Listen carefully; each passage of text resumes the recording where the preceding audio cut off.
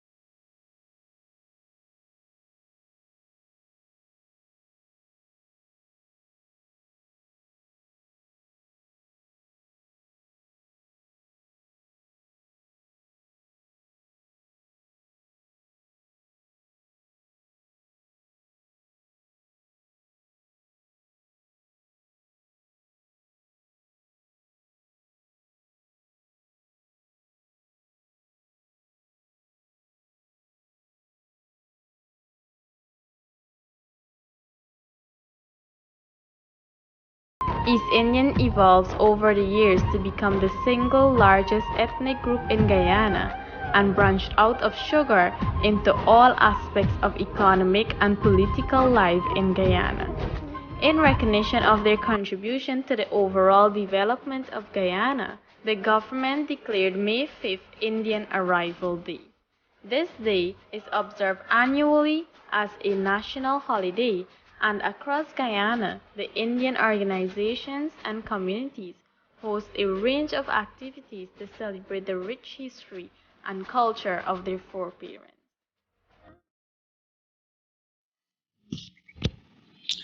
Good evening again, and namaste, assalamu alaikum to all our guests. Happy belated Indian Arrival Day to all of you. I am, I guess you could say, a third generation product of those immigrants who came to Guyana. So without any much ado, we'd like to get into our program tonight. Just as a reminder, if you're watching us here tonight for the first time, we are focusing on an issue that divides Guyana, thus our title for tonight. But we would also like to take the focus and shift it a little bit and focus on the economy, thus this concept of economic disparity, and in the middle of this conversation that we're dealing with in terms of shared governance. So first, I just want to make sure my guests can hear me. Gentlemen, can you all hear me? I can hear you. Yeah, I can hear you. All right. So we have another guest who will join us shortly. We're trying to work out the technical issues.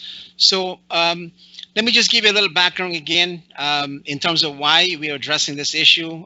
There are two things I want to address. One is why race, why ethnicity, and of course, why do we have in the last few series and including tonight, we have some of the same guests because I've been getting a lot of questions. So the first response I would give, and for instance, the question is, why are we dealing with the issue of ethnicity? Is very simple. If you're living in Guyana or outside of Guyana, obviously the country is divided, and if you can't, fathom that or see that, it means that respectfully, you need to take your head out of the sand, right? So there are people who would like to say, well, it's not a division, but the division is real. And secondly, the guests that we have on this show, and as I said, it's a series, but these are gentlemen I'm sure there are women out there, but these are gentlemen and folks who have written tremendously. They've spent a greater part of their lives writing about this issue that we talk about, or we've been discussing the last few shows, this whole issue of race and ethnicity. So they are no strangers, to us. So let me just very quickly and very briefly introduce our members again. We have Dr. David Hinds, who is an associate professor at Arizona State University.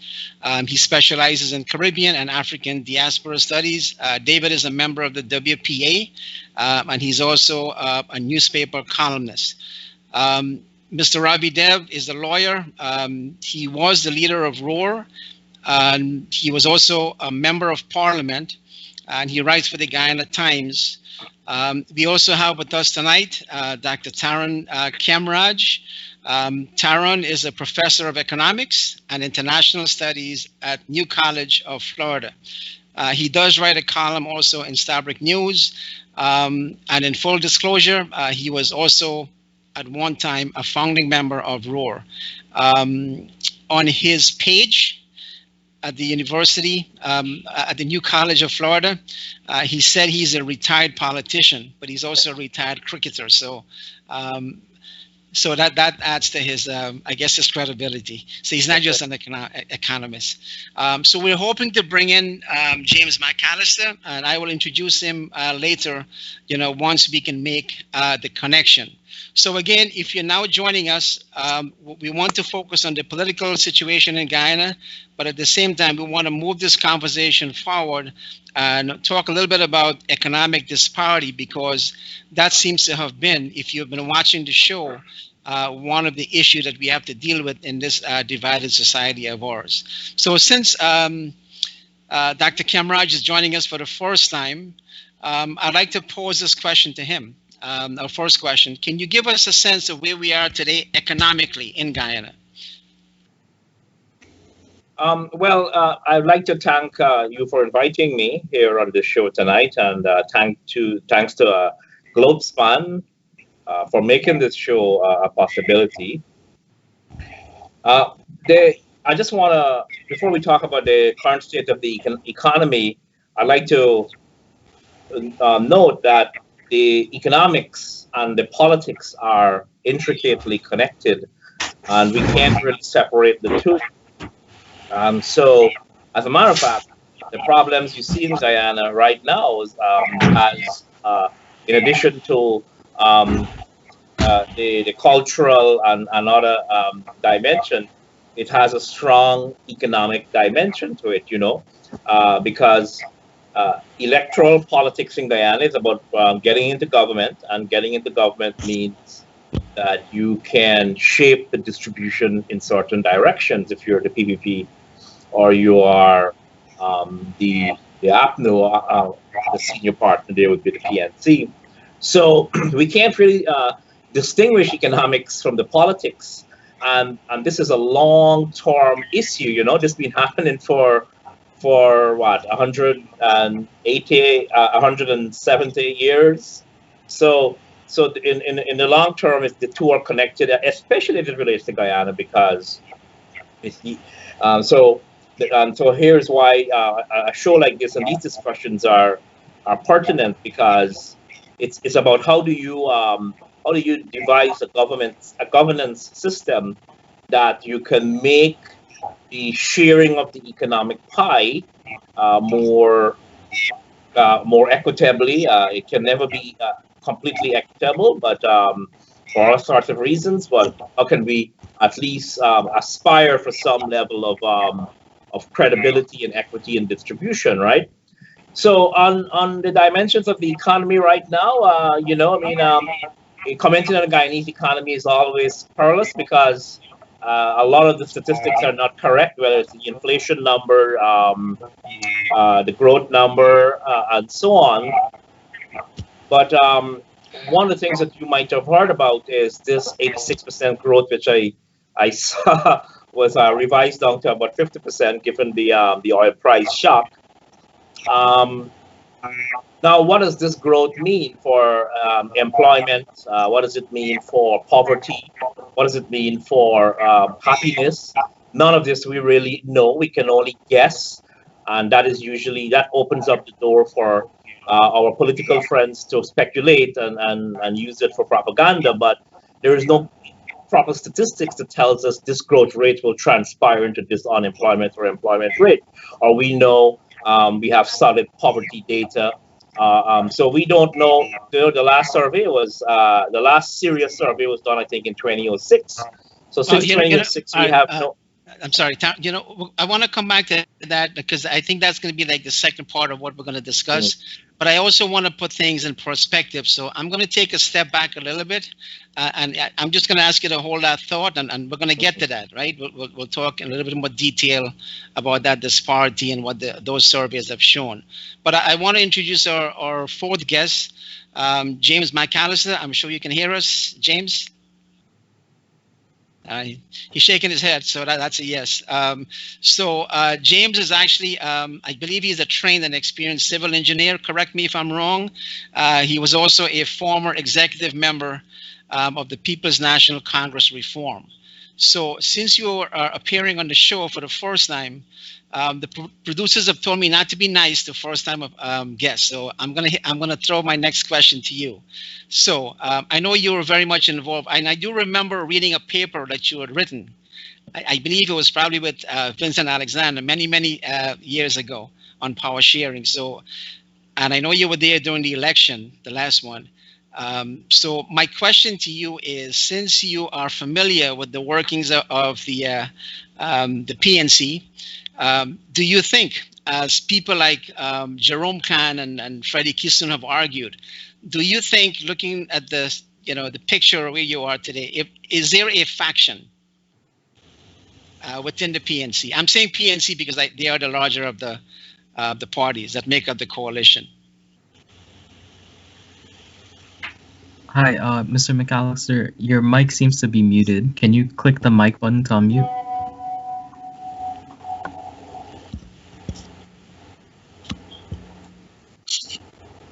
You have me now? Yes, we're hearing you now, but can you click you seem to turn the video camera. Can you click the icon to turn the camera back around? Perfect. You got it? Yes, we can hear you now. So trying to connect with a lot of people in different parts of the world is a little technical, so we apologize to our audience. So, and I just want to remind everyone on our panel today is I do have a lot of friends watching this show. They have short attention span, and they're not very smart, so we want to keep them watching. So if you can keep your responses brief, to the point, and then we can get as many questions in as possible. James, the floor is all yours. Well, to address your question directly, I know of no faction, so to speak, within the PNC that relative faction, warrant faction. In any organization, be it a political party, a church, any religious organization, there are going to be different sections, groups of people who pursue different interests and so on, but they will all have one, given the fact that they're within the same organization, they have a single goal that is trying to achieve. I don't know that in the PNC, even though they have people who, they'll have the young group, they'll have the older group, they have people who have just come to the party, and so therefore you have those people trying to naturally group together. But there's no warrant factions, as I have been reading and people have been pronouncing about as if they know what is going on in the PNC. So then Mr. Granger is solidly in charge. Is that that's what I know. That's what I know. I know of no effort to make him not be in charge. Okay. All right. Now let me ask Mr. Dev. I know people have been writing about this faction that Mr. Granger has not been very visible. despite all of these things that has been going on with the count and the recount and so on. How do you see the situation with the PNC? Is there factions in there, or is there someone in charge, or does it matter if there's a faction? If my old friend from the 8th Parliament, James McAllister, can't tell us what's going on there, then far be it for me to even guess. But from the outside, I think that Mr. Granger has a particular leadership style, and the leadership style, I don't think he gets into the trenches, unlike some other political types. I think he is a bit aloof, sort of reminds me a bit of Mr. Hoyt, whom I know very well from that 8th Parliament as a member of the opposition, along with James from those days. They're not going to get into the nitty-gritty of and the rough and tumble. So in terms of where he stands, I really can't tell if, as we are reading, that there are these challenges.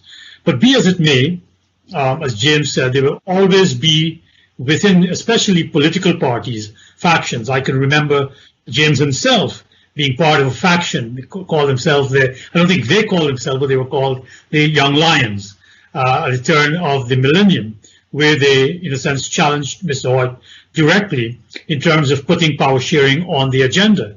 And to their great credit, people like James and Sherwood Lowe and Aubrey Norton, they were able to persuade Mr. Hoyt to put power sharing on the PNC's agenda at the 2002 Congress. So yes, there will always be people who have different ideas about where the party ought to be going forward.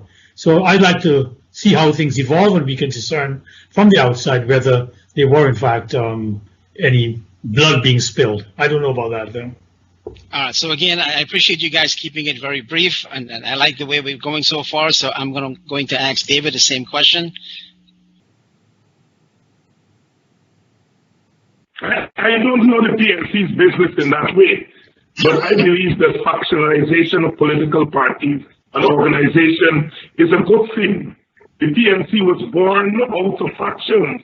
You had the Burnaby PPP, you had Mr. Carter's UDP, and you had Quayana's and his following on the East Coast. The PPP was born out of factions. There was no party. The WPA was born out of 4 or 5 different organizations. There was no political party in which there are no factions. Now, diversity is good. One of the things we pretend as though something is wrong with diversity. Diversity is good. The problem is what you do with it. Whether you do as the Canadians did, which is shoot up each other, or you use that diversity to bring to bear a broad and deep practice to what you're doing. So I would regard if there are factions within the PNC so that you could have some diversity of opinion and approaches. All right, James, and if I can read you correctly, you can again correct me if I'm wrong. It seems like you're also saying that in terms of the leadership, Mr. Granger is fully in charge of that ship, and there's no problem there. So now I want to move on to some of the things you have written about in the past. Do you still believe that power sharing is the way to go to get us out of this situation? Well, which situation you speak of? Well, this political impasse that we're in. We have two sides, two factions, both claiming victory in a sense. Well, let me say that I was a proponent of power sharing before the current events. And therefore, if I'm to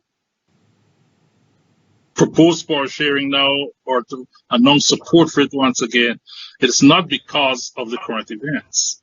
I believe that we have a responsibility to the people of Guyana to ensure that we can deliver to them the best possible quality of life.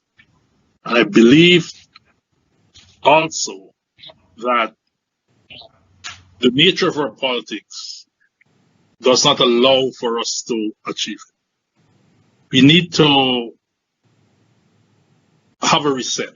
We need to look at our systems, and we need to look at our procedures to ensure that as a nation, we can deliver for our citizens what they really and truly deserve.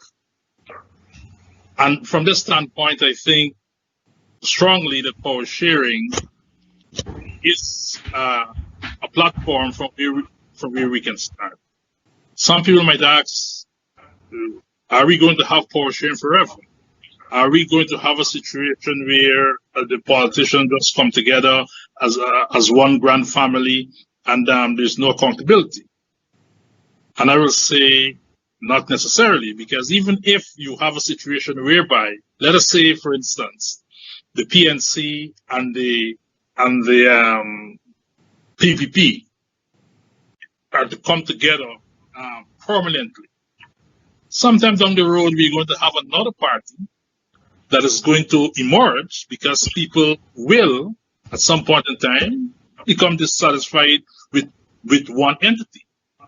But I think that, and let me just try to wrap up here now, that we can, for a specific period, have something where we can have an effort to reset the nation, where we can look at our laws, we can look at how we operate, we can look at our systems, and we can ensure that protection are there for the people to ensure that they can have the quality of life that should have. Why is this necessary? It is necessary because if we have one political party in office, we have seen, and Ravi, you were there, you have seen that when we try to put forward changes that will improve the quality of governance, the political party's position is that we are giving up something. And our supporters wouldn't like that. And so they always feel as if the changes is something that is being taken away from them. But if we are all under 110 for a period, we can, I think, better work together to achieve the kind of governance system we need to ensure we can take Guyana where it should really go. Let me ask you a more direct question, right? I mean, whatever you just said, I think pretty much every Guyanese would say, and I think we're all on the same page with that. But how do we fix this problem we're in, where we're so divided? Because power sharing was not an issue in 2015. It wasn't an issue in 2020. So how do we fix this situation, this political impasse in which we're in? The present impasse? Yes. Well, that is a difficult question. I know what I would like to see. I don't know if it's going to turn out like that. You know, in 2011, we missed an opportunity when the people of Guyana more or less said to the parties, work together. And there's a time when we had a minority government, and basically the natural thing should have been for the parties to come together and say, well, at least the party with a larger block of votes to say, we don't have a majority.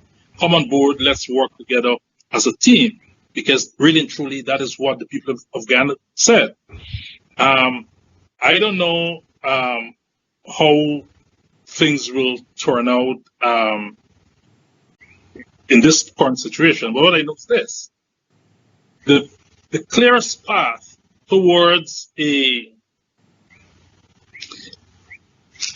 unity government is one where we have an inconclusive process with March 2nd elections. I know we have in the recount, and I hope, like every other Guyanese, that the recount is complete, is thorough, and it delivers a victory for the party that deserved it based on the votes that were cast on election day. As a supporter of the APNU, AFC, I will say that I think that there's going to be the APNU AFC. But if per chance we have a situation where, for whatever reason, this recount is inconclusive, then I think that is a path that will take us to that situation, which might not be such a bad thing. Okay, but I'm going to ask you one more question, and I want to get back to my other guests. Now, regardless of what the count shows, right? If you're saying that whatever, if it's done fairly accurately, and somebody's going to be the winner at some point, right?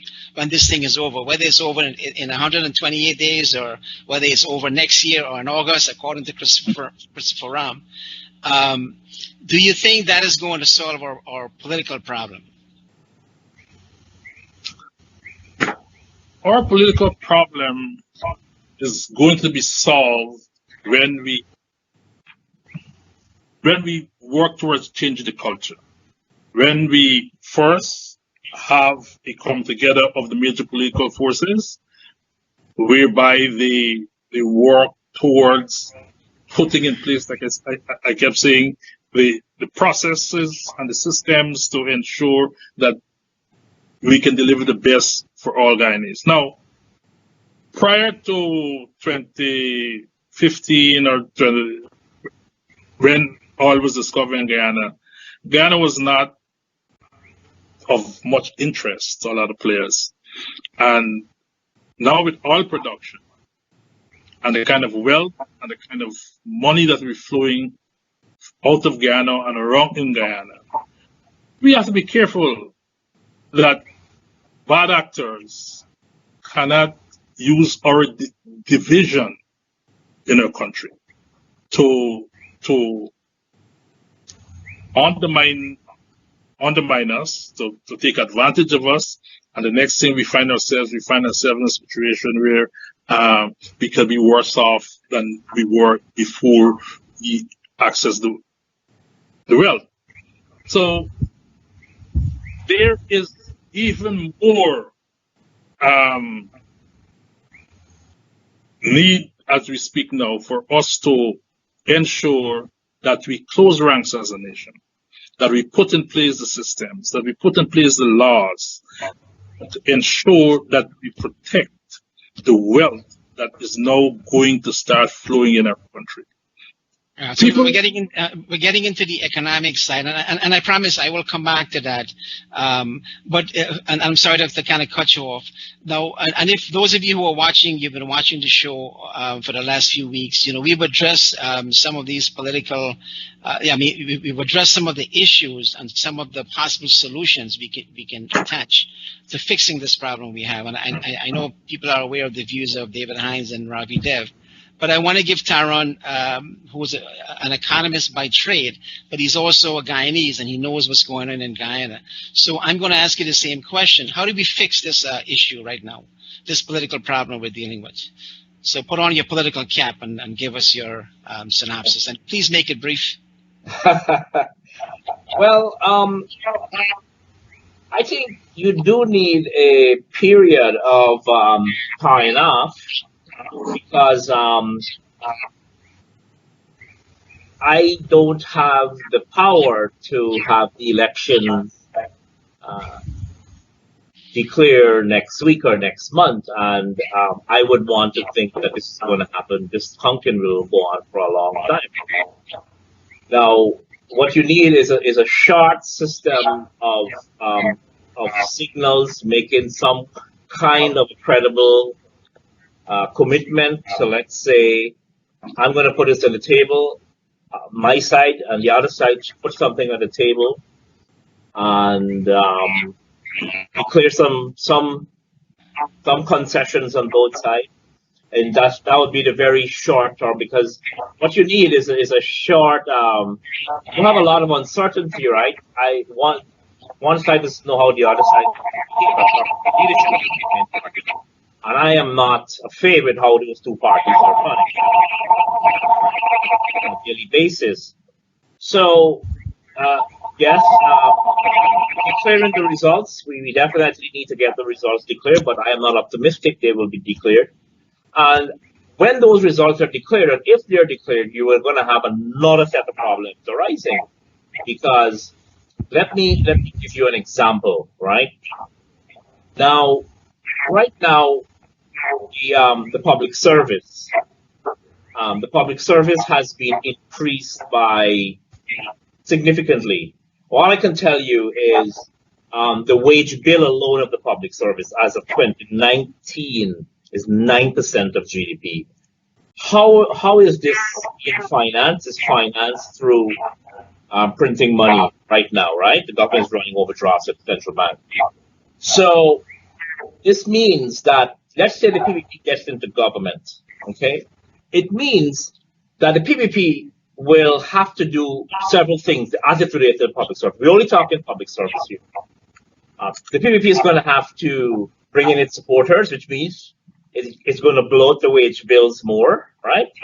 Or it's going to have to fire lots of the folks from largely the PNC, and that means many African Guyanese that will have to marginalize or let go of people, and that is going to start a cycle of problems, right? So getting this election result declared and the PPP declared winner starts another problem, right? Let me just repeat this, and I want the public to get this. As at 2019, 9% of Guyana's GDP, that's 65 billion Guyana dollars, spent only on public service wages. It's frightening. If this process continues in the future, we can have major problems, financial problems. So hence one other economic imperative that needs a political solution in the short term and ultimately the long term. And I will just wrap up quickly. I don't know if I've answered your question, but I know there's a lot of talks about power sharing. And the public believes that if you have power sharing, it means that Guyana doesn't have elections again. Well, that is not true. You can have competitive elections while having some kind of power sharing models. And I think people are not aware of how of different opportunities and possibilities of power sharing. There are all kinds of power sharing models. The Roar position was we go for the federalism. And of course, federalism can't work with 10 regions. You have to have some kind of a scale, which means you're going to have 3 or 4 regions. So federalism is a form of power sharing. So, and if you have a federal system, you still need elections. The last thing we want is to create a dictatorship. Now, here is the biggest risk, though, of short-term. Although we need time off, we need to cool it a little, and we need to send some. Both sides need to make a credible commitment, as we say in great game theory, in the short term, just to send some kind of a signal. You're going to. I lost my thought, but if you can just wrap it up. Faced this issue, but the election, you cannot have long-term power sharing with the current constitution, right? You're going to have major problems, and what that will do is it's going to shut out the independents.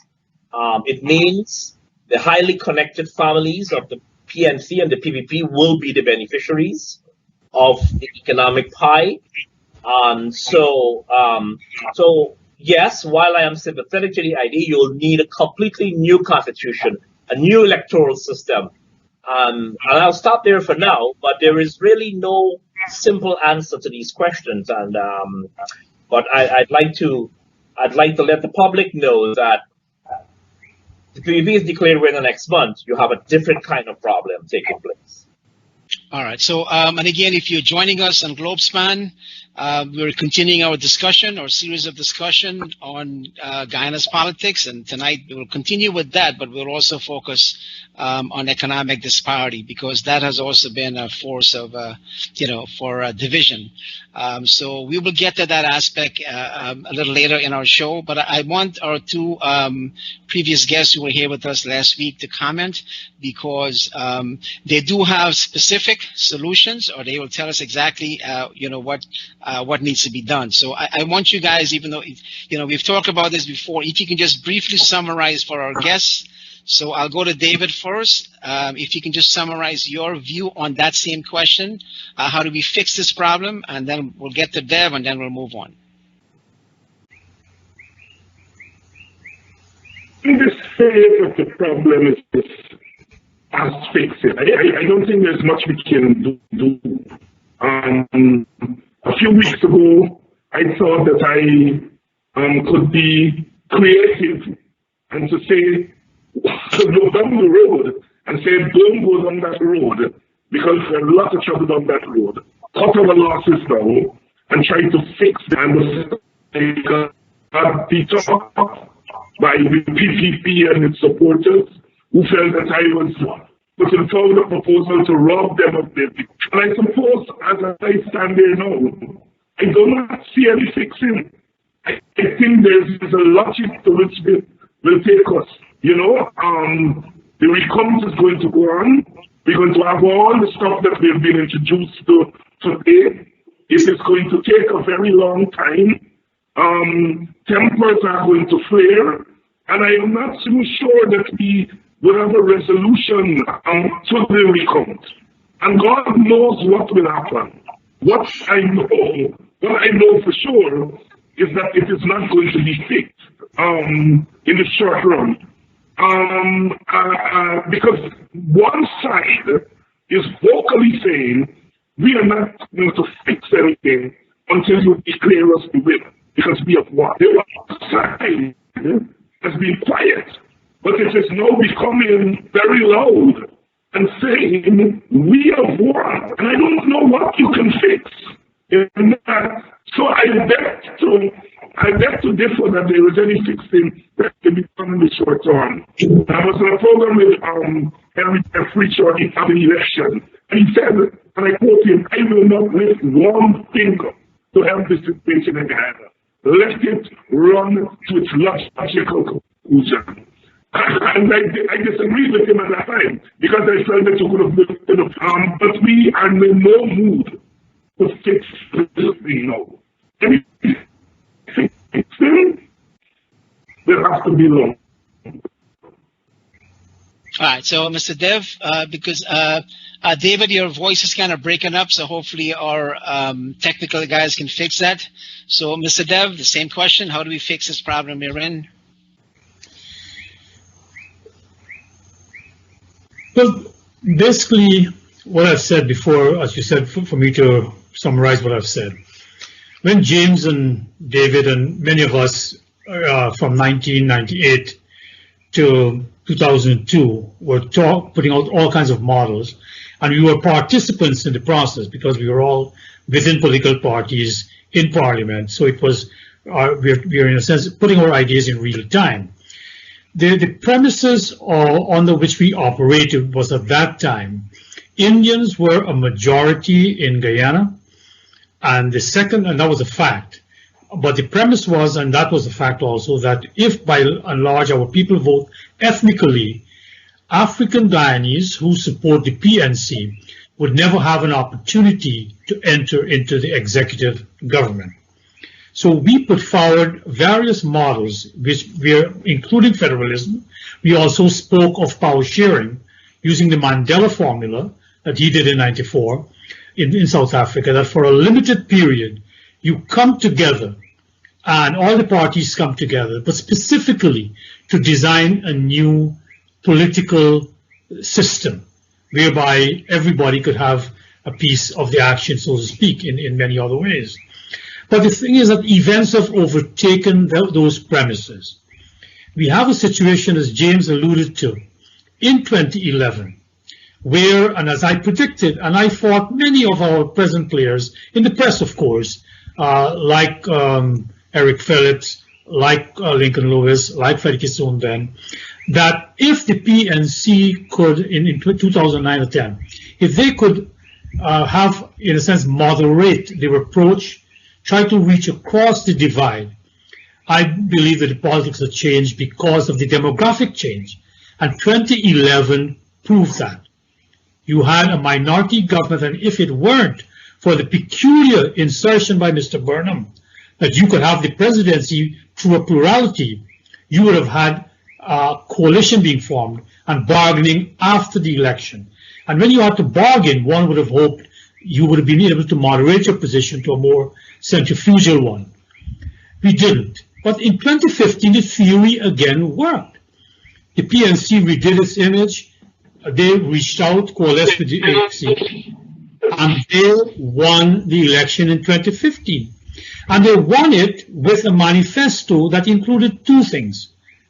One was, and I understand it was upon the prompting of the WPA, something that Rohr had spoken about for 2 decades, which was an ethnic impact statement. That be aware of all of your policies and its impact, and ensure that those policies try as best as possible to let all ships rise in your tide that you are unleashing. And the second one, of course, was to have a certain form of power sharing. Neither of those things occurred, and for reasons which I will never be able to fathom, the PNC, and I'll say the PNC, embarked on implementing certain policies that alienated the 11% of Indians that the AFC boasted it brought in. The point I want to make is that we are on the cusp of another election. And whichever of these two major parties, and I'm assured by both of them, I still have individuals that I speak to on both sides of the fence. Like I said, I sat for 5 years in the opposition, right? Many lunches we had at Watercress, right, James? As a member of the opposition and speaking rather frankly. So I am told that both sides believe that they can win this election. Let it come out, but if either one of them wins, it means they were able to get vote outside of their core constituency. They were able to get votes outside of their core constituency. This is something brand new because all the theory, and I want to close at this point, all the theory that we explored when James was a big proponent of consociationalism, this whole coming together in a grand coalition and all that. All of it is said that you must moderate your policy, but for you to get individuals from the other side to vote for you, it means that we have such a situation where the parties are now being able to attract votes from across the divide, so to speak. And I think we need to consider this a bit more, give it a little more credence than we are up to now. I'll close on that point. I want to come back to James. So, if we're trying to fix this problem, and I use the word fix in inverted commas, right? It's a difficult problem, and it is a long-term problem. It's a problem that's been with us since independence. And every 5 years, if every 5 years we are going to have this situation, right, and the country remains divided, so, we have to find solution. So my question to James is, why can't we take a serious look at partition as a solution if power sharing does not work? And there are many models of power sharing. If that does not work, because neither side wants to accept power sharing, and every 5 years we're faced with this problem, why can't we have a division and partition the country? It's not a unique solution. They've done it, South Sudan. They've done it many years ago. India, Pakistan. Why can't that be a solution? Well, I think both examples you cited flowed from some sort of violence, didn't they?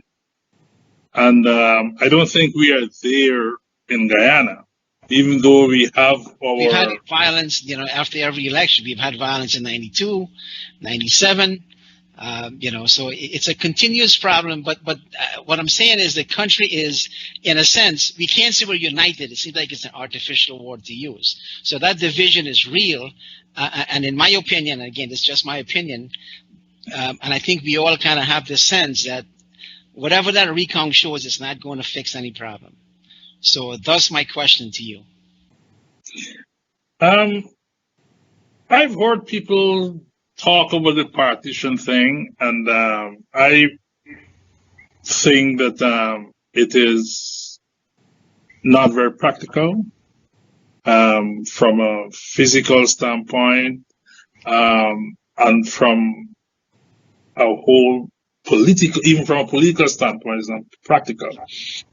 What we need to do, I believe, is have a concerted effort to look at the very thing that we're talking about. If the politicians can reach to a stage where they can consider partition in Guyana, they must have somewhere along the line passed the stage where they could have spoken about real power sharing.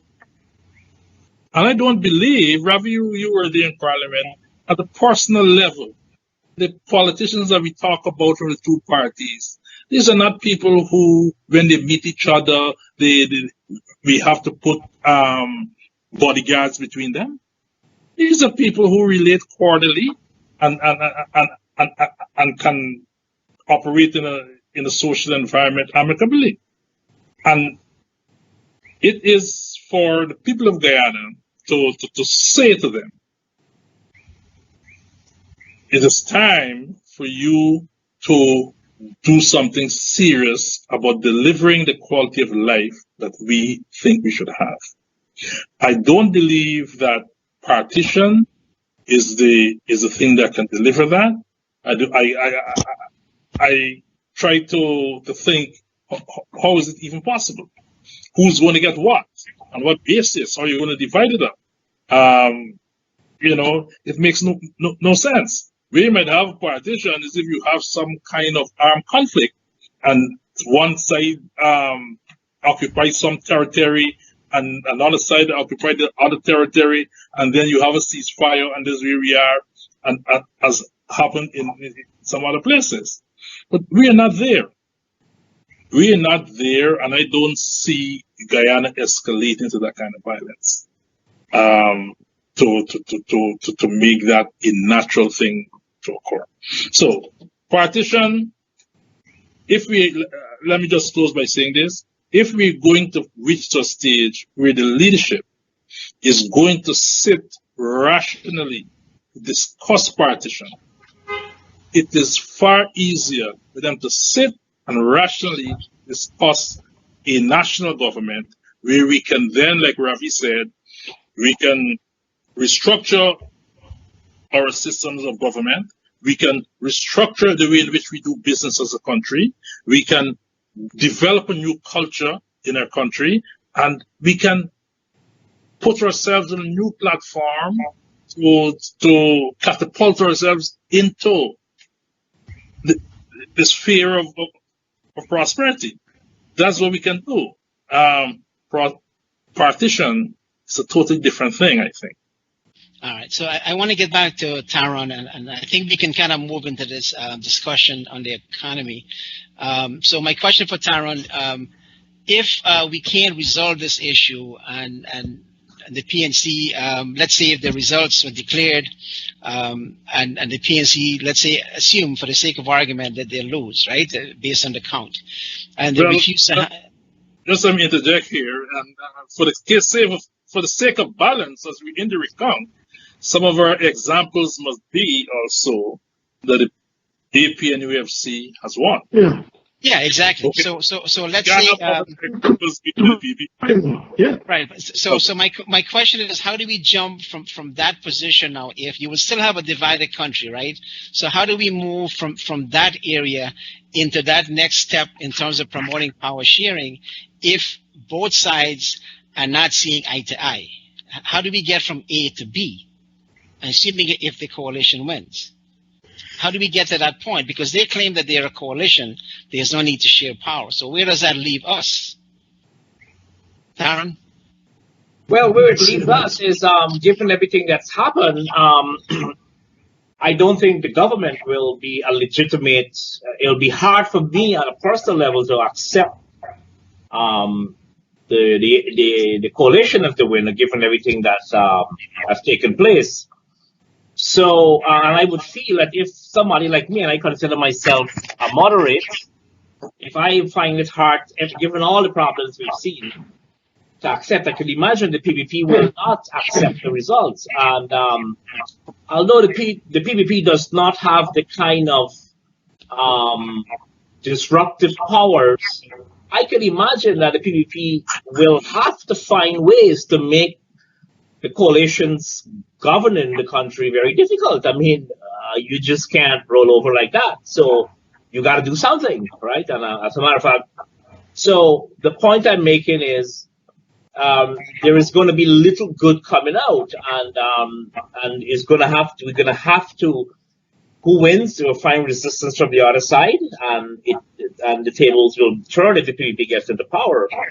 You know, I know people talk that PPP can do this through not refusing to invest and all of that, but I don't think that's really going to work. But so you know, I'm sorry, but I can't see a good result right now. I mean, I'm sorry for being this pessimistic, because both sides have got to say, okay, we're gonna talk. I mean, as David said, I mean, yeah, I mean, both sides said they won.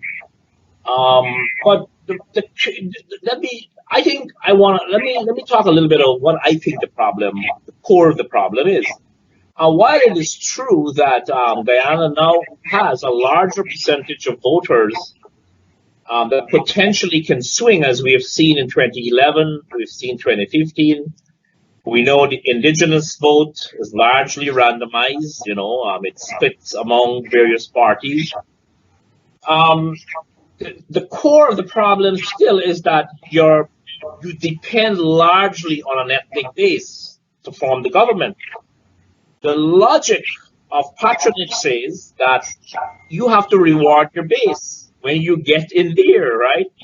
And so what it means is it will lead to claims and counterclaims of discrimination, marginalization, and so on. So when I think people talk about finding a new governance system, is to precisely address this anomaly. Because Guyana is not a normal democracy, right? You know, where in the United States, whether Democrats and Republicans, even that is changing. But so it's always the problem is you're going to have to reward your base, and what it means is the other side, a larger number of losers of the other side. But one of the things I should raise, however, is I think the East Indian working class, the East Indian poor or not so rich, are most disadvantaged in all of this. And you see, because the PPP does not control the power centers, the PPP has to pay for stability if it's in government. And the PPP, and there's an opportunity cost to that payment, because the PPP believes it's multi-ethnic, it represents everybody, and when it gets in there, its policies have been particularly damaging to poor Indians in Guyana. The data show, the PPP started destruction of the sugar industry. Yes, the Granger government nailed the latter half of the coffin, but it was Jagir who started the first set of nail in the guy's coffin. So there is this. So I think the East Indian population, the poor, not the rich, those who are well off will be fine, are particularly disadvantaged in this setup, because the PPP has to pay for stability, and I don't think the PNC, when in power, has to pay the Indian population for stability, because the PNC controls the power centers in Guyana. So David, if let's pick up from where Tarron left off, on James. Assuming the PPP win, assuming the coalition wins, based on this recount. So here we have the coalition. They've won. They've also controlled what is referred to as the disruptive force in society. They control the army, the police, the bureaucracy, and so on. And they've never talked about power sharing, right, since 2015 and 2020. So where does that leave, the other party, primarily Indians? How are they going to get part of this? Is there going to be some kind of sharing of the corn, and how is that going to happen?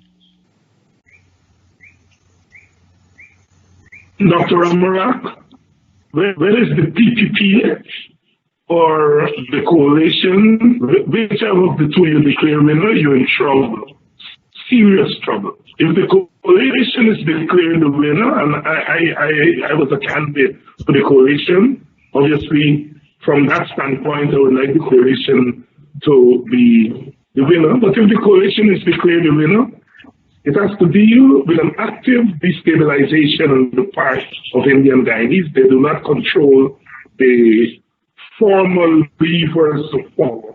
but they have enough influence, as Ravi would call it, to be able to keep the other side from governing. They have economic influence in terms of where they're located in strategic sectors of the economy, in agriculture, in commerce, and they're going to make the other side pay. The other side is not going to be able to govern. Then the coalition will have to confront the international situation. Many people are asking, why are the Americans and the British and the Canadians so involved in Guyana? Well, Guyana has a lot of oil, and part of our wealth is their wealth, and they are deeply involved. They're all for geopolitical reasons. That really just like the United States and Venezuela have been on a collision course for the last 10 years or so. And Guyana is important to that. So the coalition will have to contend with internal destabilization and external interference. It is not going to be able to govern. It's trying to govern by using the force that is at its disposal, but this is 2020, and it is not going to work. The external forces are not going to allow that. Or you will have chaos. If the PPP wins, it will create the same kind of destabilization from outside and inside the formal sectors of the economy. And they are not going to be able to go because at the bottom of all of this are forces that are greater than election. Like I said, we are in this pivotal moment where economic wealth is coming to Guyana. And when you look on the city and ethnic conflict, the ethnic conflict is caused by fear of dispossession, fear of disenfranchisement. That's one. It's caused by fear of being disrespected by the other side. And thirdly, the conflict arises when there is an opportunity to redress all problems that could not be redressed before. And both ethnic groups see this oil and gas wealth as a way of addressing all problems.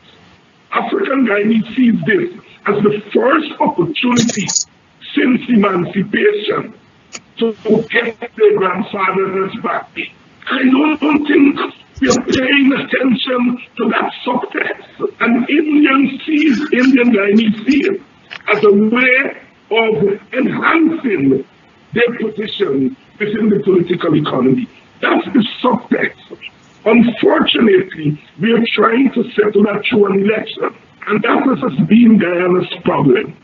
I think if we step away from elections, we get a better sense, and we will get better outcomes in terms of cooperation and power sharing. The minute you go to elections, you give yourself little chance of solving the problem, because elections are about what? A winner and a loser. And that's where we are.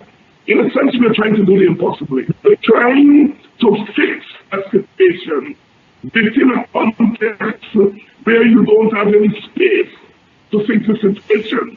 Once you go to the recon, there's a winner and there's a loser, and the logic will take it to the All right, I'm going to have Dev give a response, but before you do, I just want to remind our audience, if you're watching, we are continuing with our serious discussion about the ethnic divide in Guyana. Today, we're combining a continuation of that discussion that we've had in the last few episodes with this whole notion of economic disparity, which we are going to get into. So, Mr. Dev, your response?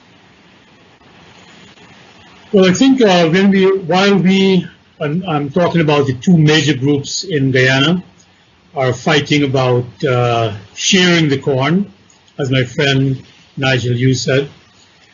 I think there's a great danger that we're going to lose corn and husk, as we say, to those from the outside. This oil that has now been discovered is not just an opportunity for us, it's an opportunity for the rest of the world to share in it. And I'll tell you a personal story. I went a few months back with my family to the Marriott to have a lunch. And when I walked into the Marriott, there was an oil and gas symposium going on.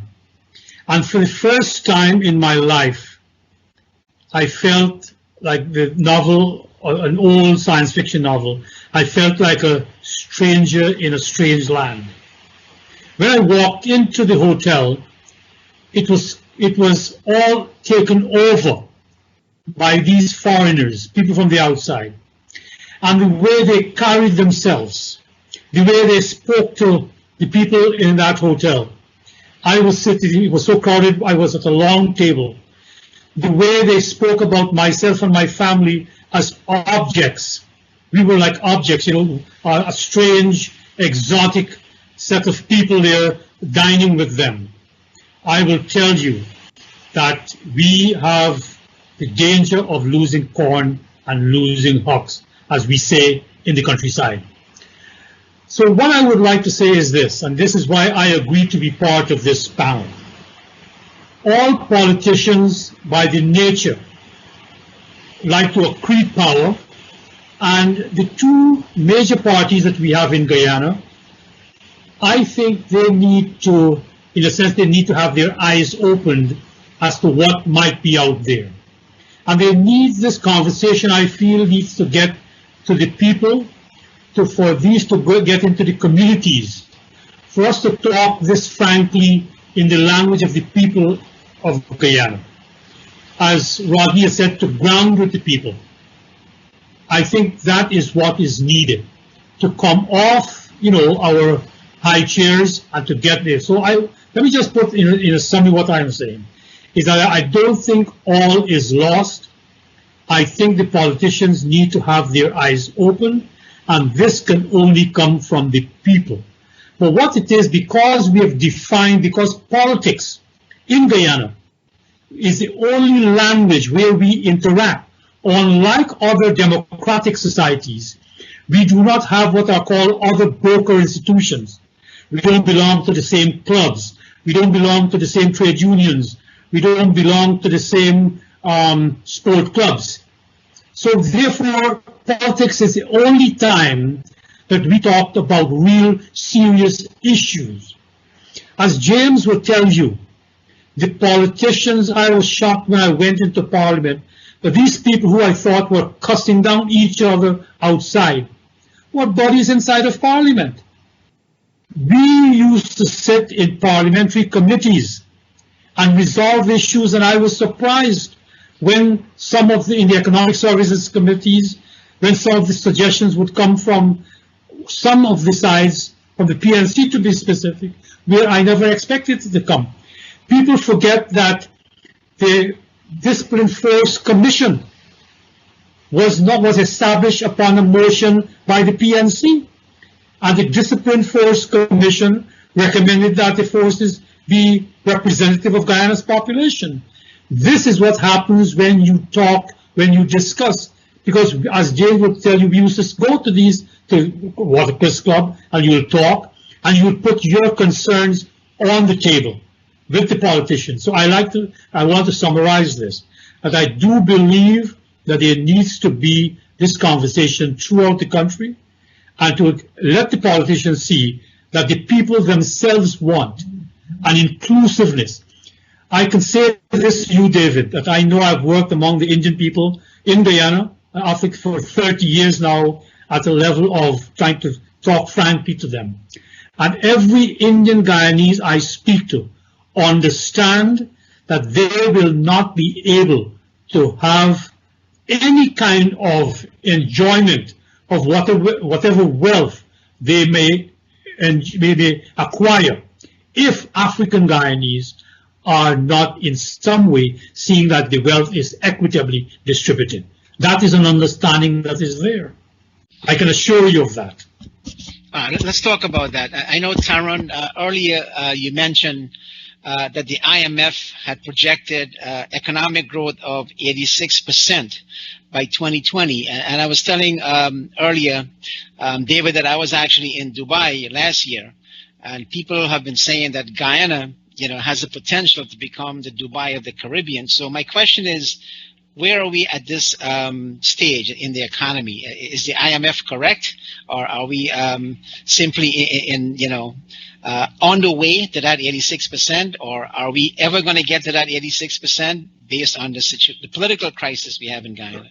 Well, let me make two comments about the 86%. The first is, it's the 86% of the GDP. That means people, the owners of the GDP are not only Guyanese, are foreigners. You have foreign gold miners. In this case, you have Exxon and its partners are the miners of the gold. This is how the GDP is calculated. The GDP is calculated in such a way that it doesn't matter where the owners come from.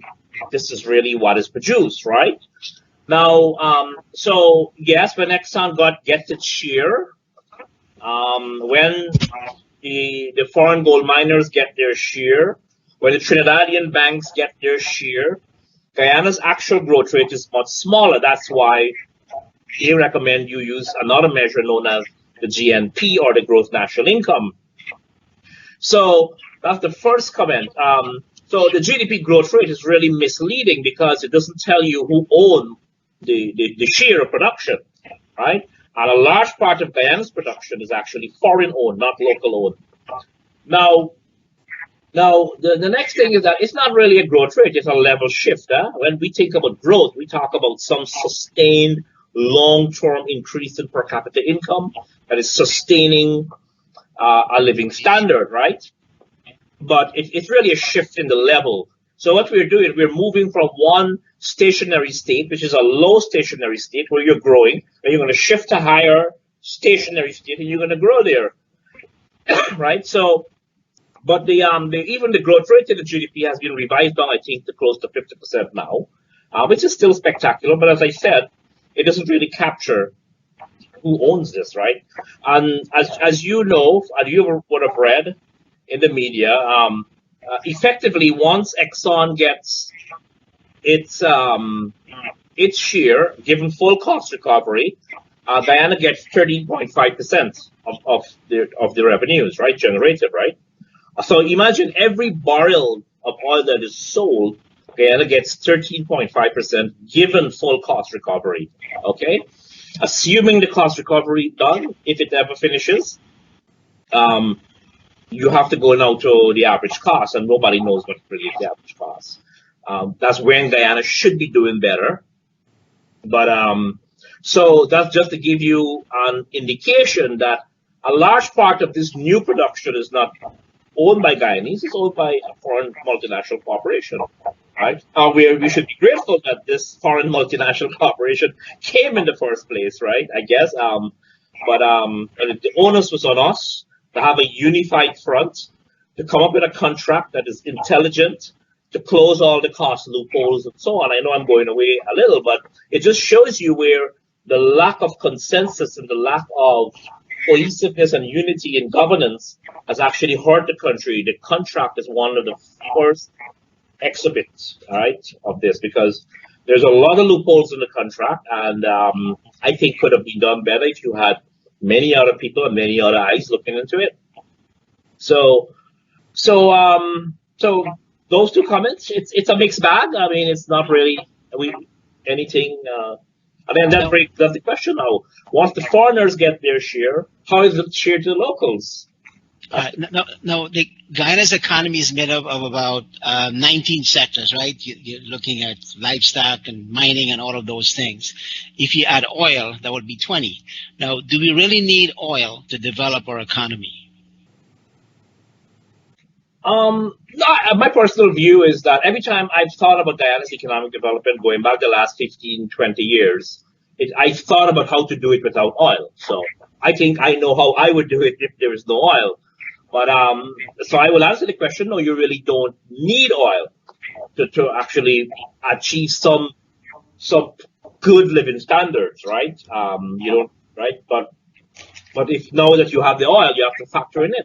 But oil not only brings these revenue intakes, it will bring a lot of other problems. You know, we already see the focus on oil is already leading to the decline of other industries. Or sugar would be one of them.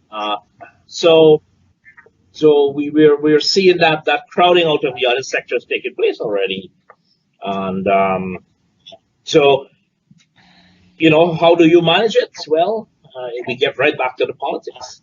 But what I should say, though, I mean, we might talk about this later in the show, is the government revenues, how is it saved, where is it stored? I think that's problematic, right? The sovereign wealth fund is kind of a gray spot there, but we can talk about that later. Now, let me go back to something you said earlier. We want to make sure this newfound wealth benefits all Guyanese, right? So I guess my question to you is, the government is trying to do that by looking at other countries. I think either Kenya or Ghana would be whichever country produces oil. They've adopted this local content model, right? Can you simplify that and kind of break that down for us and tell us exactly what does that mean for us as Guyanese? Well, this notion of local content is an old idea. It goes back many, many decades. But these days, the modern business schools and so on, they call it local content. But so when the Guyana government talks about local content, it's always with respect to oil. But local content is related to any other sector of the economy, right? Now, let me give you an example of one local content that we used to talk about, the AFC used to talk about, right? Local content doesn't only relate to oil, and this is one of my frustrations. I'm not seeing the connection, right? One example of local content would be let's try to pass a mandate in Parliament. Let's create a law like the Americans do, right? In 23 states, I think.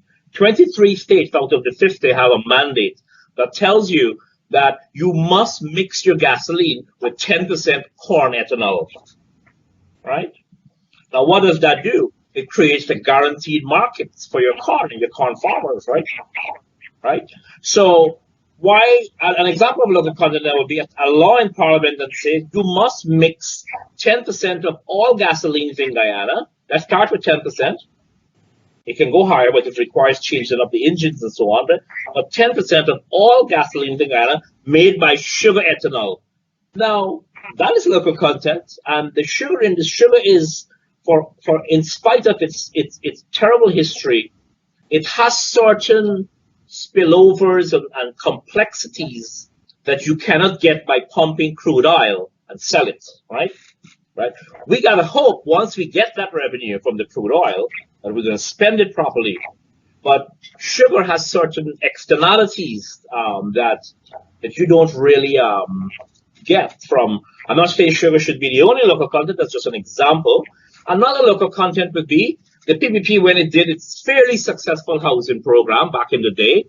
It would have insisted that building materials, a large certain percentage, were sourced from Guyanese manufacturers, producers of fittings and locks and hinges and zinc sheets. I know some of this is in Guyana. So that's local content. Imagine the toilet bowls and all these fittings should have been made in Guyana, or policies should have been done by the PPP to make sure that a housing program is coupled with these manufacturing entities, right? That's local content. It's called industrial policy. I like to think of industrial policy, not local content, because somehow this thing entered the Guyanese public discourse only through oil. This is a very old idea, and we should be doing this across many, many industries. All right. Thank you. Mr. Dev, you're on the ground there. And I've done some reading on local content. Can you give us an example of how a local person, a local business person in Guyana can benefit from local content?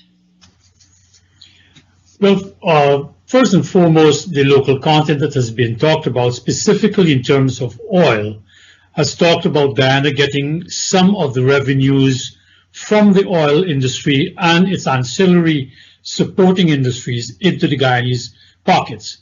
And that has pretty much been, from the very beginning, that had boiled down to at most maybe 2,000 to 3,000 jobs.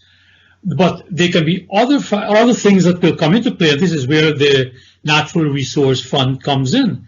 And this is where I think we're going to lose the corn and lose us. Okay, we already have a very bad contract. We're not going to get out of it, that's there. But how do we use that money? How do we use that money in that Natural Resource Fund?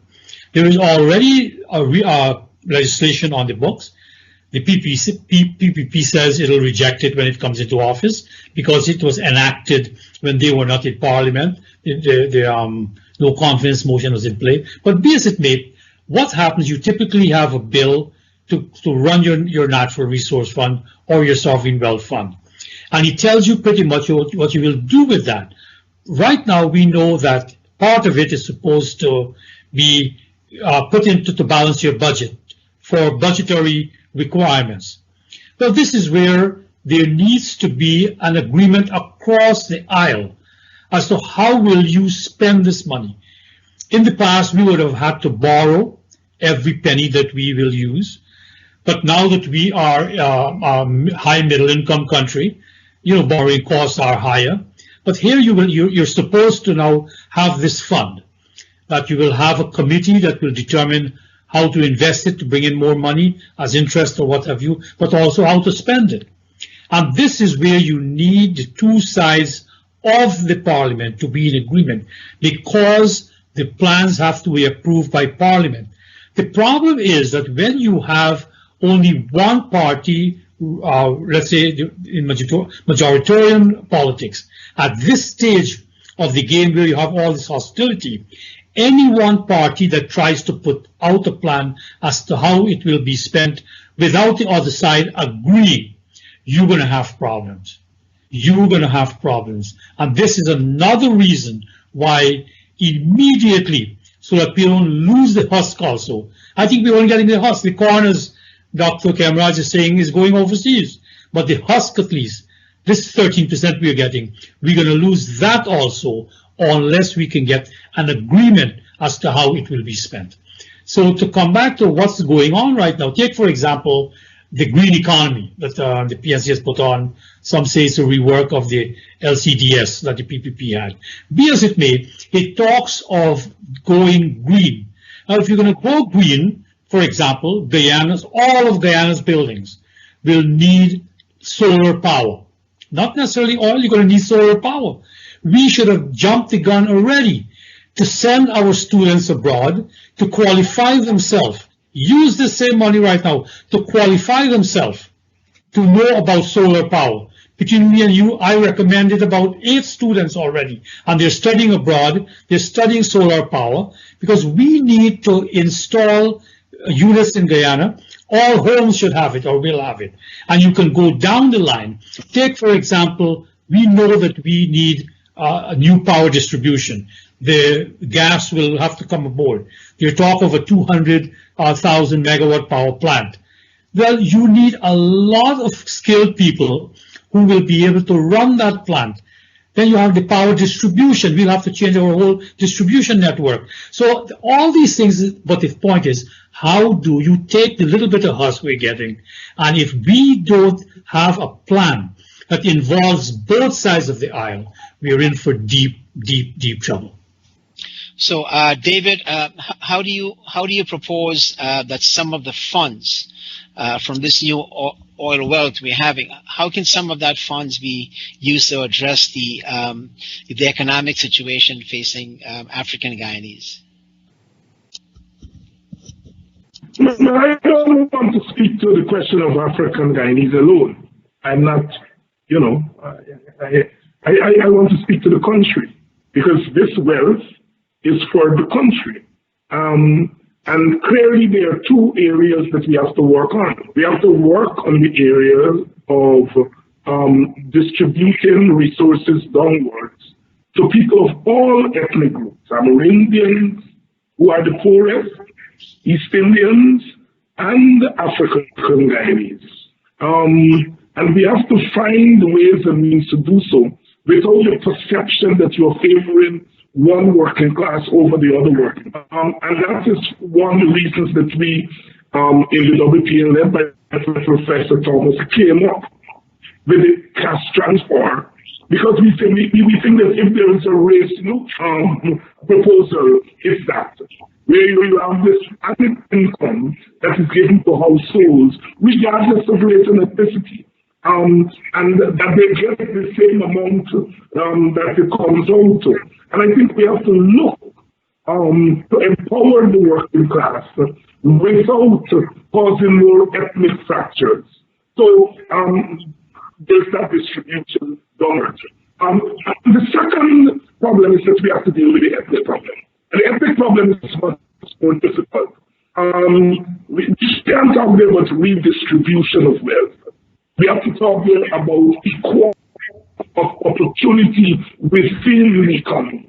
What has happened from the standpoint is that the Indian and Portuguese and Chinese elites economically have more opportunities in the economy than the African elites. And I want you to listen to me carefully.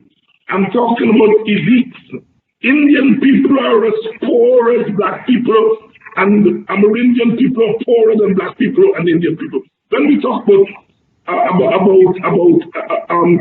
opportunities, we're not talking about them, because it's the elite who are given the opportunities by the policies of various governments, and the understanding is that they will trickle down, and they have not trickled down. So, for example, what about contracts?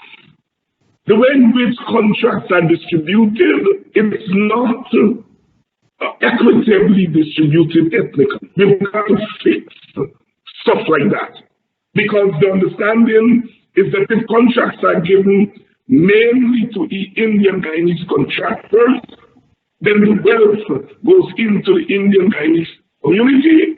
They employ mostly Indian Guyanese, etc., etc. So we've got to work on those things. So I'm saying at two levels. It's about redistribution of wealth from a social class standpoint and more equality of opportunity at the level of ethnic groups. So, ethnic fight over political resources, economic resources, and cultural over political resource. Who governs then determines how what we have, the husk, as Ravi said, how that husk is going to, and I guarantee you that whichever of the two sides become the government, it will be under pressure to favor the ethnic group that vote for it. Ravi talks about crossover votes. And I'm asking Ravi, what is the incentive of Indians crossing over to the PPP? What's the economic incentive? What's the cultural incentive? And what's the cultural incentive of Africans going to the PPP? What's the incentive? And so I can give little credence to crossover because there's no incentive in economical economy for any meaningful crossover.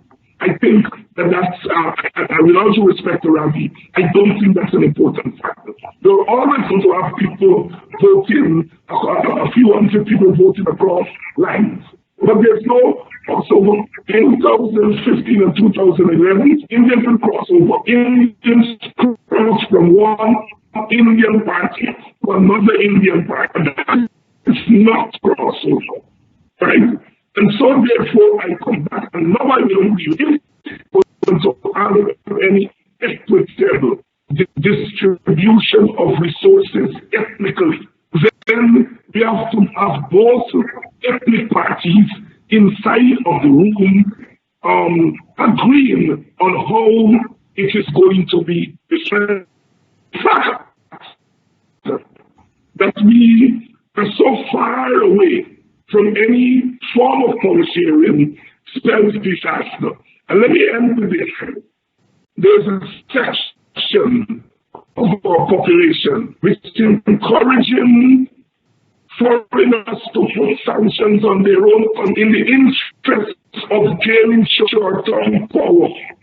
I warn, once you allow the ex-colonials to get deeply involved in your internal situation again, you will have hell getting them out. James, I just want to know, just remind me, we didn't forget about you. So my next question is to you. So no, there have been countries where, as the economies develop, the tendency to have conflict has decreased, right? Because people are enjoying life, they're getting jobs and things like that. That's generally the trend, not always, but generally. Do you think if the Guyanese economy can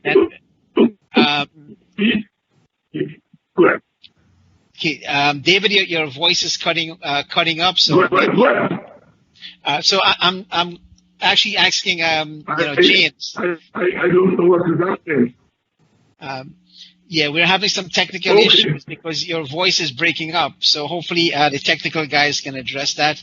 So to James, if the economy develops, if we're lucky to get past this political impasse and the economy begins to develop with the flow of the oil, do you think the ethnic problem will disappear and that conflict will be something in the past? Well, it is true that there is going to be greater conflict when there is the sense that we have to compete for a small pie.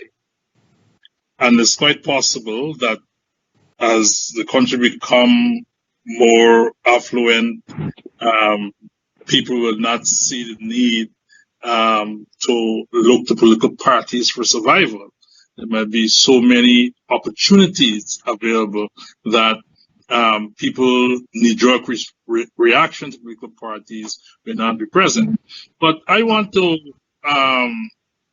address the concept of the husk as raised by Tarron as relates to the GDP and while I agree with him that the GDP is a matter of measurement that not indicate that is the money that has come to the country, I think he would agree that there's a direct correlation between the size of the GDP and also the size of the national income. And I think even when you look at how the national income transforms, given the kind of projections that we've been seeing, is going to be a lot more money available to the government to spend. And what do you do with money? This money is capital to do, because Tarron said he was thinking all along about how Guyana can develop without oil. And one of our problems is that we didn't have the capital to invest in the things we need to drive our growth. We didn't have, for instance, the capital to invest in affordable and reliable electricity that businesses need, that manufacturers need. We can't export much because we don't have cheap electricity that can make our products competitive. That is possible now. We can possibly see a takeoff of the manufacturing sector.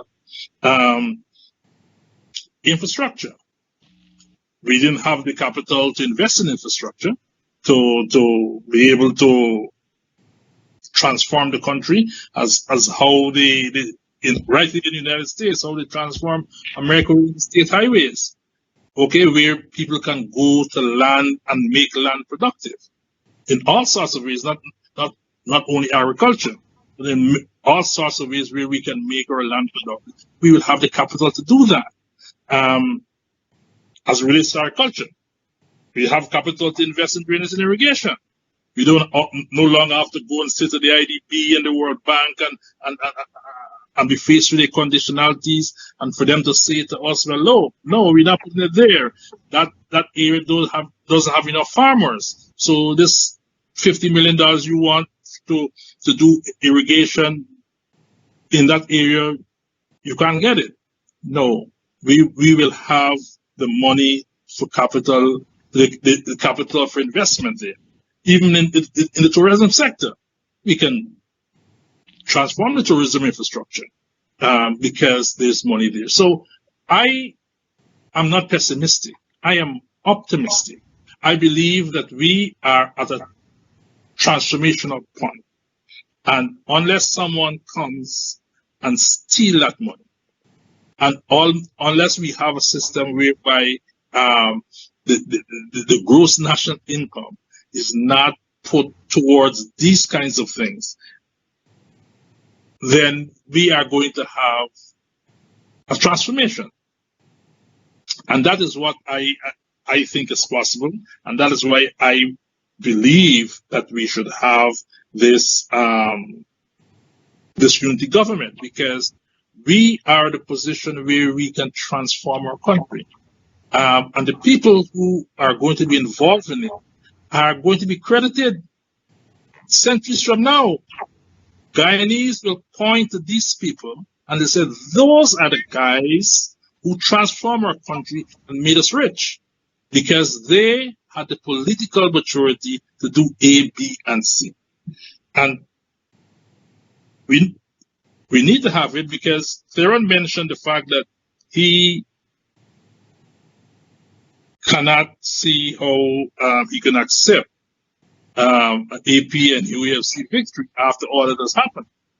And you know, the funny thing is that a lot of people on the other side, after all has happened since the no confidence motion, with all the fights against house registration, all the fight against getting to cleaning the list, reducing the bloat, and so on, almost every single coalition supporter believe that those ballots coming out of that box, some of them are not legitimate. Some of them are because of multiple and fraudulent voting. And so in the same way, if the Kong delivers a PP victory, a lot of them will find heart attack. And so that is a problem I think David was pointing to, that we are at this impasse where Tarron might say he can't see after all that happened how the coalition won, but the fact of the matter is, I believe the coalition supporters even feel even stronger that after all that has happened, they can't see how the PPP can have legitimate victory. So to ensure that we can preserve all this potential that we have, not husk. I dismiss that. All this potential we have to address the political process to ensure that we put in place the systems to protect us. Now, let me just close with this point, this example. And it's both sides, okay? Let us look at some of the accusations. People from the PNC side say that Barajaglio responsible for the death of 400 young African Guyanese. And then people on the PDP side would point to other issues and say the PNC is responsible for that. But let us ask ourselves this. If perchance these things were true, how is it that these guys still walking the road? And therefore, is there something wrong with our system, with our governance, with our laws, to allow someone to be accused of A, B, or C and is not being held accountable? Imagine what can happen with our resources if someone decides that they are going to make merit it. And so from that standpoint, even as you point your finger to accuse the other side, think of it, that you're saying that something is wrong with the system of governance. Because even though he did this, even though she did that, he or she was not held accountable. And we need to change it. Well, maybe, James, maybe part of the answer lies in the fact that maybe everyone is guilty to a certain extent, right? So let me come back to Mr. Dev now. On the same question of economy, sometimes people make statements, and of course, narrative is important, right? That has a meaning in terms of what we say or what we write. Perception is also important, right? Those things can lead to antagonism and conflicts and so on. I know some time back, a columnist in Guyana had written that Indians control 95% of the economy. Now, I'm not sure how you define wealth, but we'll have Tarron comment on that in a minute. But for Mr. Dev, if the perception is that Indians control 95, well, you might as well say 100%. If they control 95% of the economy, is that really true? And how do you determine that? Because obviously that has, like I said, perception is important. And if people think that you control the economy, that's a problem. Before I get to the answer, let me just remind James, I think he's very, very consistent. One of the last conversations we had, we were on a program on Channel 6 back in the day, about 15 years ago. And leaving the studio, he told me, he said, Ravi, because Roe had put that oil was coming. In 2005, we had done that. Oil is coming. And he said, Ravi, I hope when oil does come, that the PPP nor the PNC runs this government alone. 15 years ago, I must compliment him. He has stuck to his beliefs in terms of this coming together to distribute the wealth, whatever wealth we may have. Now, to come back to your question, which just slipped me, incidentally. I have to give Pei James that compliment. What was the question again? The question was, if the perception is that, Okay, yes. Well, you see, in the literature, and we've been studying this for God knows how many decades, what do they call horizontal inequalities? It could be political, if it affects one group, whether ethnic group, religious group, you call it an horizontal inequality. It could be political inequality, it could be social inequalities, it could be cultural inequalities, it could be economic inequalities. All of these will lead to resentment. And it has been shown again and again in any comparative studies that you have to work to reduce those inequalities. I don't think it takes any kind of rocket science to tell you it'll work. The problem is, how do you get that when people believe certain myths? And this is, for example, this whole notion of Indian wealth. This is where you need studies. This is where the economists, they have to come in, and the people who do this, we have to first start to understand, where are we? For example, I talked the last time we talked about, or somebody had asked me on another program, about Indian wealth. You have most of the Indians, whether in sugar or in rice or in petty farming or in retailing, they're merely grubbing for a living. So I think we first need to have studies done as to what exactly is the present status in all those things, not just economic. For example, cultural wealth. We just had Indian Immigration Day, and Indian culture is still seen as backward. Guyanese culture does not see itself that Indian culture is part and parcel of that. That causes a great resentment among Indians. Socially, how do we compare with other groups and what have you, from both sides? So I think we need some studies done. And until we get that, then we can talk as to what is needed. But my premise is this: once we know where the conditions are in a factual sense, we have to first of all formulate policies, then implement policies to make sure that in all these various areas there's an equitable distribution. not just in economics, but in all these areas. So we have talked, for example, of this control of the state, and we have beaten this thing to death. You have the Discipline Force Commission accepting that the forces need to be are represented proportionately. In fact, Mr. Granger asked me the question when I presented. He was a member of the committee, and he said, Ravi, would you want quotas or targets? And my answer then, on behalf of ROAR, was that no, in such a crucial institution like the Army, you can't just have quotas and say you must take any 10 Indians and throw them into the force. You want to have targets that they must be built, and there must be a gradual, efforts to build them, but it can satisfy. The same thing in economics, and I think I want to pose this to these two very serious gentlemen whom I respect and whom I have worked with at various levels for years, that the question which African leaders are not addressing is the cultural one, that to simply throw money at various communities is not going to solve the problem. In 1988, Mr. Hoyt, at the commemoration of the 150th anniversary of the abolition of slavery, he gave a paper at a roundtable discussion to many people from across the world who had come to Guyana to commemorate that great occasion. And he called, the name of his paper was Beyond the Horizon.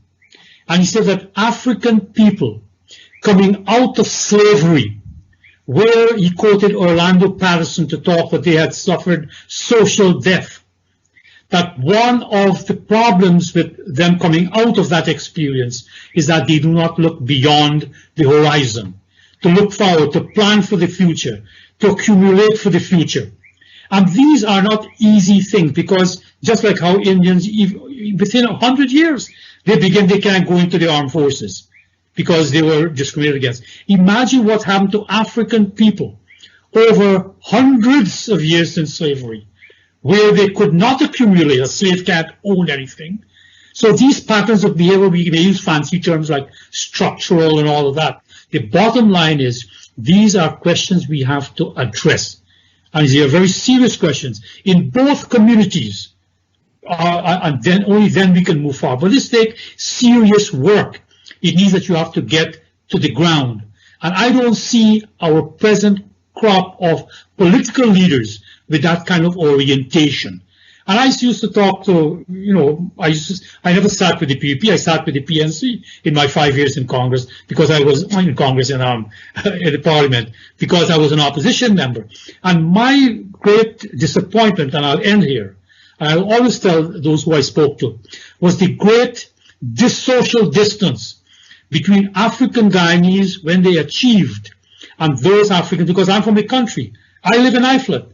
My home is where my father came after the Lodge. In fact, to give a compliment, James advised me on the foundation for this house I now live in. He advised me where to get 9-inch blocks in Georgetown. But be as it may, that I grew up among African Guyanese, and there's a lot of work that's needed for them to participate equally in this new economy that we have the opportunity with. They cannot run the race when their legs have been broken over 300 years. Yeah, so Deb, you sound like you have a very big house. You might be one of those wealthy Indians. Now, I'm not an economist, but in my layman's term, I believe economic inequality is defined by consumption, how much money you spend, by income, how much money you make, and of course your wealth, what you have. So maybe Tarron can help us clarify that. But my question is, based on that, based on your definition of wealth, if you can focus on the Guyanese people themselves, forget about the international corporations and the folks in Trinidad who have, businesses in Guyana. Where does the Guyanese people stand in terms of this wealth? Oh, sure. James, you and I agree that that this Guyana will not be in a good position if only the PPP or only the PNC is managing the oil wealth. We agree with that. However, you have posed a positivist position, and that is 400 African Guyanese males were executed by Mr. Jaggio, And I am not here defending Mr. Jagdeo because, as I've written clearly, we are worlds apart in terms of our view of the world, or ontology, you know. So, but but the Starbuck News took a survey from its articles. And Starbuck News has good reporting, and it went back to all the news items that it did from the jailbreak, and they found that 420 people were killed mysteriously. And out of that 420, it was largely split between Indo and African Guyanese. So the evidence does not show that 400 African Guyanese males were killed. However, I am not dismissing the fact that African Guyanese males were killed extrajudiciously, right? So if you pose the positivist statement of 400, we can statistically verify that by looking at the thing, and we could not find evidence of 400 because there are lots of Indians on the list who were killed around that time. But I am not as optimistic about the oil revenue unless we get the political thing sorted out. So I guess we all agree on this.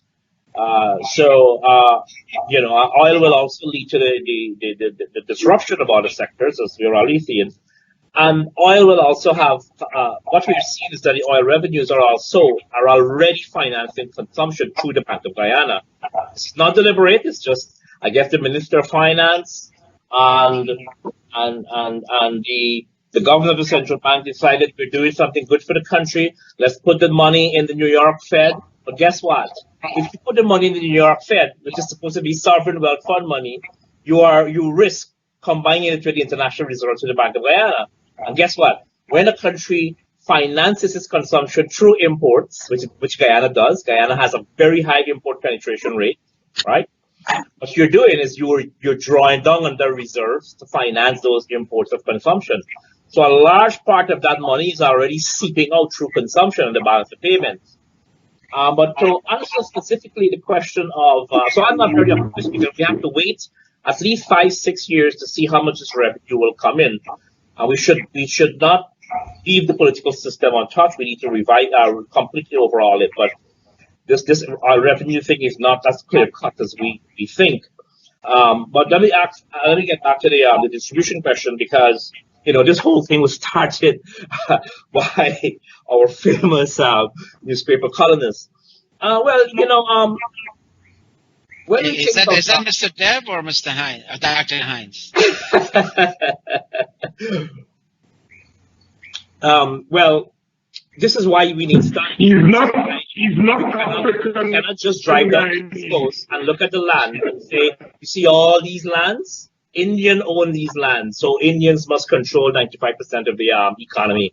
That's not how it's done, especially from a university lecturer. It must never be done like that. So the way the literature has evolved, and this goes back to Piketty and all of them, and before Piketty, is they ignore the ethnic issue in distribution. They don't talk what percent of national income is owned by this group versus that group. What we use are these deciles, right? We can say this percent of the national income is owned by this bottom 10% or the top 1%, where ethnicity is neutral in all of that.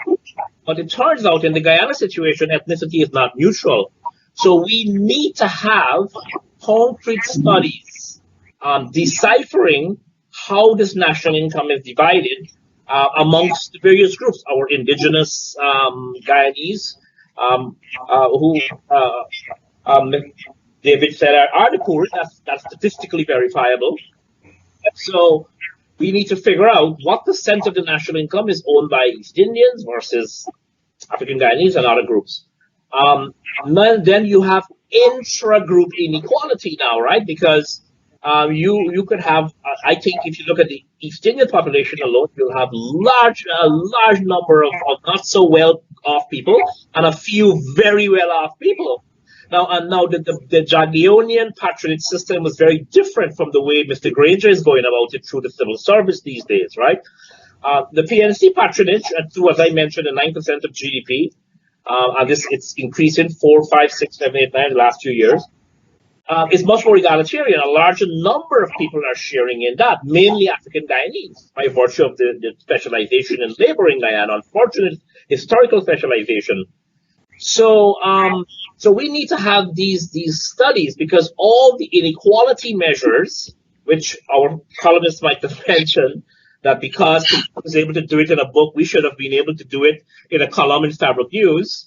And what really angers me is not that the statement was made, but to tell me, who went to a school where we were on the forefront of studying distributional problems, that we are dishonest because we can't do it like the way Piketty did it. And we're not doing it because we want to hide this Indian wealth. That was basically what was said.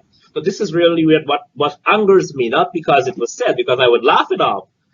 So if you're going to make an informed decision, comment that you're driving down the East Coast and all this land is owned by Indians, the Indians must control 95% of the economy, then don't tell us we're dishonest, because we are serious economists. That's myself and Dr. Gampat. We take this thing seriously, because if I don't take this thing seriously, I would be ridiculed by my colleagues and I will lose a lot. And I have no intention of destroying that, right?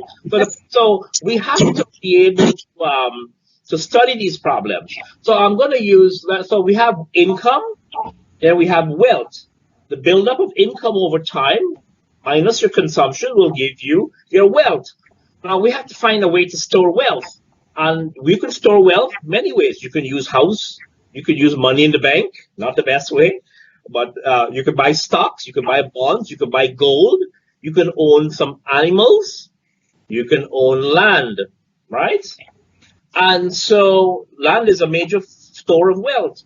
So let me give you the example of how it is very problematic to make blanket statements on endless distribution problem in Guyana. Let's take the issue of land. And I am in favor of land reform. I am actually in favor of addressing this African ancestral land issue, right?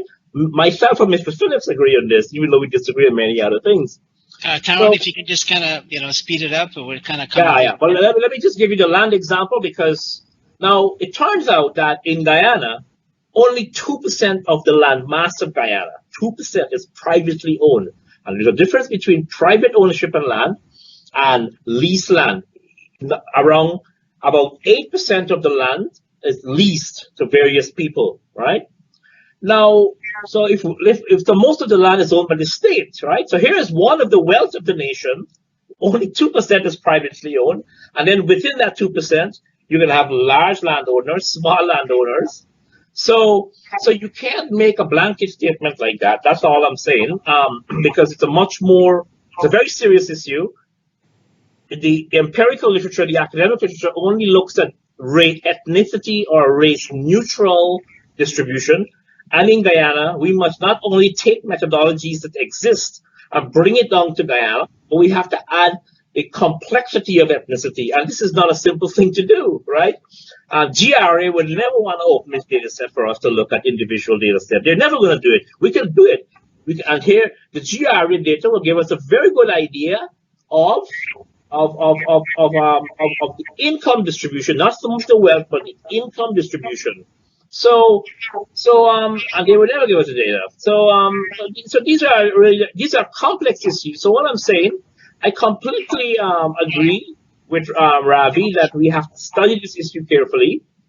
We need to understand it now, so that if we fix the political system, we can credibly address the deficiencies in distribution in the country. Two were identified here tonight, I would like to think. The army, the military needs to be balanced, and I personally believe the African land distribution issue has to be addressed, right? Because land now becomes a collateral. You take the collateral to the bank, as everybody will tell you. And so, but I want people to know that only 2% of Guyana's land is really privately owned. It's not, right? Yes. So I know we've kind of gone on, and we're actually coming closer to our limit. So Globespan is telling me that we have to kind of go to closing statements. I should have given you an earlier warning, but I would love to continue with this conversation again. So I'm going to give each of you 30 seconds to make a closing statement. And again, 30 seconds, because I do have the power to cut off your mic. 30 seconds, again, 30 seconds to make a closing statement, and we will do this alphabetically. So Mr. Dev, you're first. Well, in 30 seconds, all I would say is that I've said it before, that we must insist on policies that are value-free. We must insist on policies that will deliver certain outcomes that we look for. And we have to ensure that not only is it, how would I put it, equal in terms of opportunity, the question will be one of the quality of results.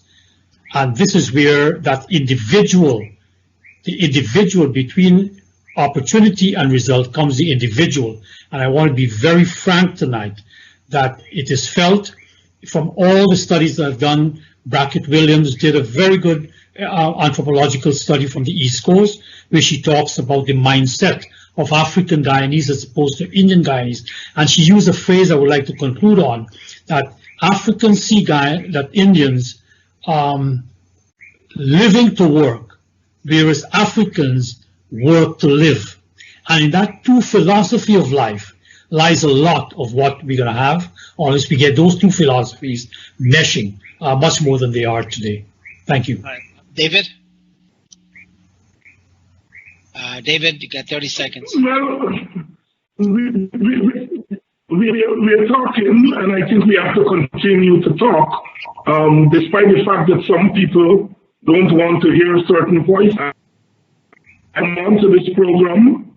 I know fully well that most of the audience would not want to see me on this, but I come to this program so that we can have a broad perspective. I think if East Indians listen more to African Guyanese and understand that their perspective is broader than just their ethnic group, and if African Guyanese listen to East Indian Guyanese and understand that one can like one group, but one can also like Guyana, I think we are going to get some. We are now into the tunnel vision period, where both sides are buckled down where they are. If you don't agree with a party, you're a racist. And so therefore, in a sense, the conversation we're having today is really a down payment for the future, because people will see a lot of what we're talking about here is useless. Just go into those boxes, see what's there, and declare a winner. And we'll probably have to wait until all of that is finished, and then do what they have to do before a lot of what we're saying here begin to get home to people's head. Tarron, 30 seconds, if you can do it less. And these are extremely complicated issues, and they are not things that can be answered. I thought 2 hours would have given us a lot of time to address. It turns out we're out of time. I'm thankful for the invitation, and I hope perhaps in the future we can pick up on this distribution point. It's an extremely important one and a complicated one, because you need to have an audit of where we are as we move forward, as we think about the political system and the economic distribution that absolutely must be done.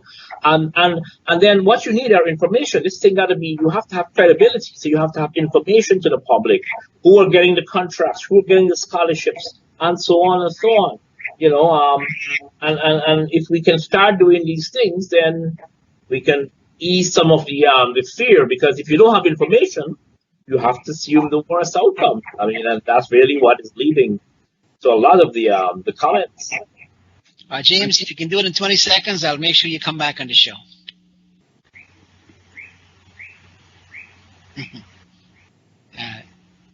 I think your mic is off.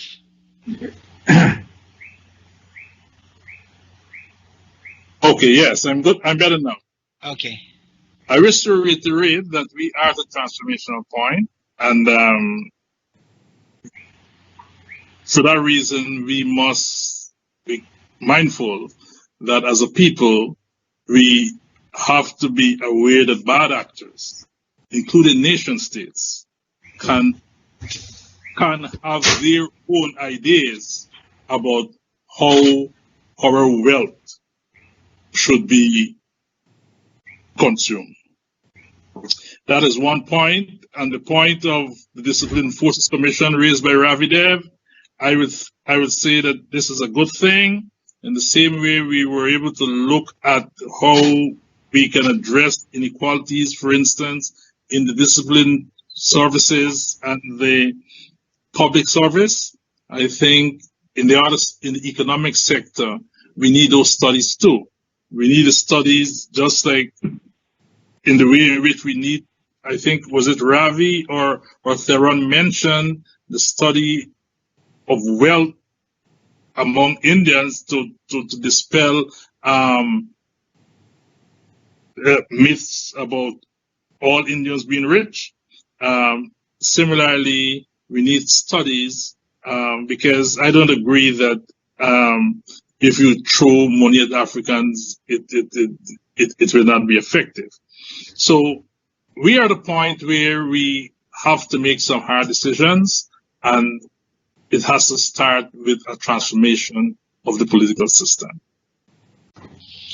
Gentlemen, it's been a very long night, and this has been quite a very entertaining and very educational discussion.